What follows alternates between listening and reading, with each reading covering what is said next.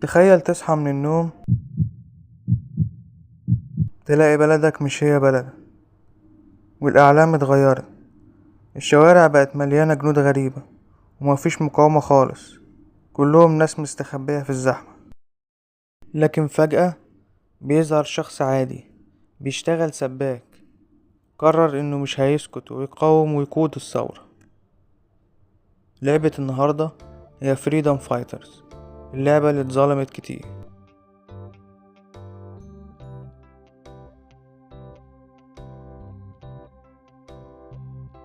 اللعبة نزلت سنة 2003 من تطوير IO Interactive، لكن رغم انها لعبة جيل قديم قدمت تجربة محدش عمل زيها. في اللعبة انت بتلعب بشخصية كريستوفر ستون، شاب عادي في نيويورك.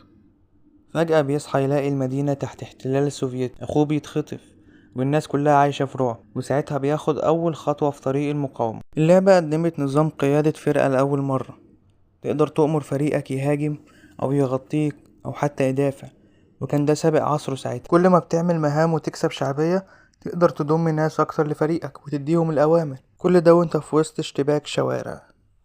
ده غير انك بتسيطر على مناطق وبتزرع العلم وبتقوي وجودك في المدينة خطوة بخطوة. التصميم السينمائي والموسيقى البطولية والبيئة اللي بتحسسك فعلا انك جوه حرب شوارع، كله كان معمول بإتقان. اللعبة استخدمت نظام كاميرا من منظور الشخص التالت. الجيم بلاي كان سريع وممتع، والجرافيكس وقتها كانت مذهلة. حتى نظام حفظ التقدم كان عن طريق قواعد بتحتلها، مش مجرد سيف بوتون، وده خلاك تفكر قبل ما تتحرك. اللي لعب اللعبة دي وهو صغير عمره ما نسيها.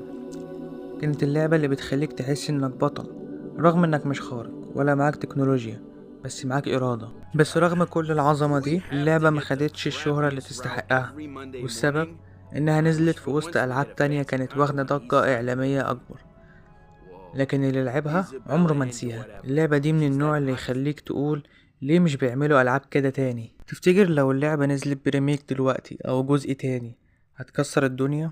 أنا شايف إنها تستحق فرصة تانية بجرافيك جديد ومهمات أكتر عمق. لو اللعبة دي نزلت النهاردة بنفس الفكرة كانت هتقلب الدنيا. فريدم فايتر مش مجرد لعبة قديمة، دي رسالة بتقول إن المقاومة مش لازم تبدأ بسلاح، ممكن تبدأ بكلمة أو بموقف. فلو عجبتك الرحلة دي دوس لايك وخلينا نوصل الفيديو ده والرسالة لأكبر عدد ممكن من الناس، واستناني في الفيديو الجاي.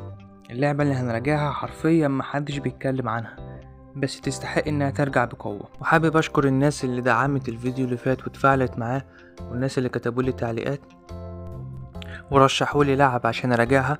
وبالمناسبة لعبة النهاردة انا واخدها من الكومنتات بتاعت الفيديو اللي فات، فلو انت في لعبة لعبتها وحسيت ان مفيش حد بيتكلم عنها وانها مظلومة اكتبها لي في الكومنتات وانا هعمل عنها فيديو عشان نحاول نوصلها لأكبر عدد من الناس عشان فعلا تاخد حقها.